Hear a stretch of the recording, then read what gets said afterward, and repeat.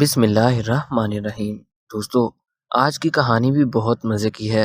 اس کہانی کو آخر تک غور سے سنیے گا۔ اگر آپ کو یہ کہانی اچھی لگے تو ہمارے اس چینل اردو سٹوریز کو سبسکرائب ضرور کر لیں تاکہ ہمارے آنے والی ہر نئی کہانی کا نوٹیفیکیشن بھی آپ کو بر وقت مل سکے۔ ایک شخص چند لوگوں کے ساتھ ایک کشتی میں سوار ہو گیا۔ اس نے کسی اور ملک جانا تھا۔ اس شخص کے ساتھ اس کی بیوی بھی اس کشتی میں سوار ہو چکی تھی۔ کشتی میں بہت سارے لوگ تھے۔ پھر اچانک اس کشتی میں سراخ ہوا اور وہ سارے لوگ ڈوب گئے، لیکن کشتی میں سوار سب لوگ غرق ہو گئے، لیکن اس آدمی کی بیوی بچ گئی۔ اس آدمی کی بیوی ایک تختے پر بیٹھ گئی۔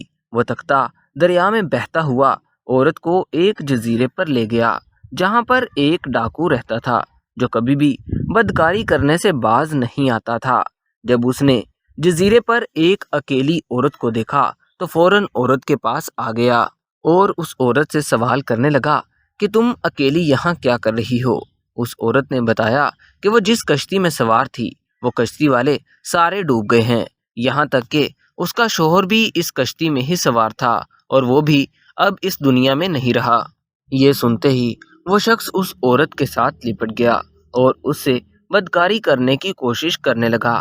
عورت نے اسے بہت زیادہ سمجھانے کی کوشش کی کہ وہ یہ حرکت نہ کرے اور اس بدکاری سے باز آ جائے، مگر وہ کمزور اور بے بس تھی، اسے بالکل بھی منع نہیں کر سکتی تھی۔ وہ ڈاکو اس عورت پر بہت زیادہ ظلم کر رہا تھا اور اس کی کوئی بات نہیں سن رہا تھا۔ جب وہ شخص نہ ہٹا اور بالکل بدکاری کرنے کے لیے تیار ہو گیا تو اس عورت کا جسم بہت زیادہ کانپنے لگا۔ ڈاکو نے اس عورت کو دیکھا تو اس عورت سے پوچھا کہ تم اتنی بے چین اور بے قرار کیوں ہو رہی ہو؟ عورت نے آسمان کی طرف اشارہ کرتے ہوئے کہا کہ میں اس اللہ سے ڈرتی ہوں جس نے مجھے پیدا کیا ہے۔ مجھے اس اللہ کے عذاب سے بہت زیادہ ڈر لگتا ہے، میں یہ بدکاری نہیں کرنا چاہتی۔ پھر اس آدمی نے پوچھا کیا پہلے تم نے یہ کام نہیں کیا؟ عورت نے کہا خدا کی قسم میں نے کبھی ایسا کام نہیں کیا۔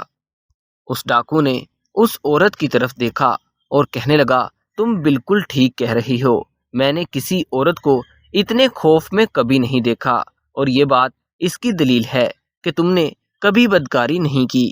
اس ڈاکو نے ندامت بھرے لہجے میں کہا کہ تم اللہ سے اتنا ڈر رہی ہو جبکہ یہ فعل تمہارے اختیار میں نہیں ہے، بلکہ میں خود جبر اور اختیار سے تمہارے ساتھ یہ سب کچھ کر رہا تھا، اور اس بات کا میں زیادہ حقدار ہوں کہ میں اللہ سے ڈروں۔ اس ڈاکو نے اپنے بال نوچتے ہوئے کہا کہ مجھے افسوس ہے اپنی زندگی پر کہ میں لوگوں کے ساتھ آج تک کیا کرتا رہا ہوں۔ یہ کہہ کر وہ اٹھ کھڑا ہوا اور اس فعل کو ترک کر دیا۔ وہ عورت سے کچھ نہ بولا اور ملامت زدہ چہرے لیے اپنے گھر واپس چلا گیا۔ وہ ڈاکو دل میں سوچنے لگا کہ میں گھر جاتے ہی اللہ تعالیٰ سے اپنے گناہوں کی توبہ کروں گا۔ سخت گرمی کا دن تھا، راستے میں اسے ایک راہب مل گیا۔ راہب کے ساتھ مل کر اس نے اپنا سفر جاری رکھا۔ جب دھوپ برداشت سے زیادہ ہو گئی تب راہب نے اس آدمی یعنی ڈاکو سے کہا کہ دعا کرو کہ خدا ہمارے اوپر ایک ابر بھیج دے جو ہم پر سایہ کرے۔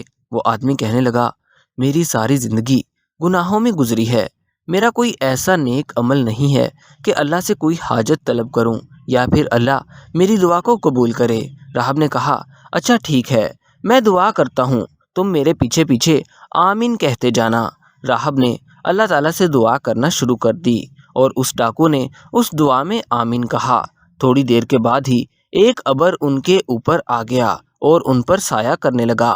ان دونوں نے اپنا سفر جاری رکھا، حتیٰ کہ ایک راستہ ایسا آ گیا کہ ان دونوں کو علیحدہ علیحدہ ہونا پڑا۔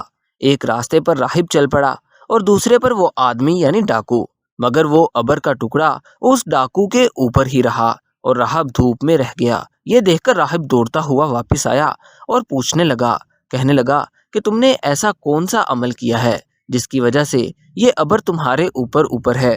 راہب کہنے لگا دعا میری نہیں بلکہ تمہاری قبول ہوئی ہے، سچ سچ بتاؤ کہ تم نے مجھ سے کون سا ایسا نیک عمل کیا ہے؟ ڈاکو نے اس راہب کو جزیرے والا سارا قصہ بیان کیا۔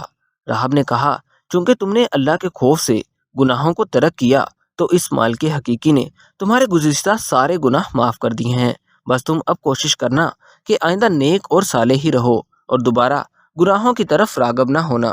راہب کی بات سنتے ہی اس ڈاکو نے ہمیشہ کے لیے گناہوں سے توبہ کر لی اور اللہ تعالیٰ کے راستے کی طرف مائل ہو گیا۔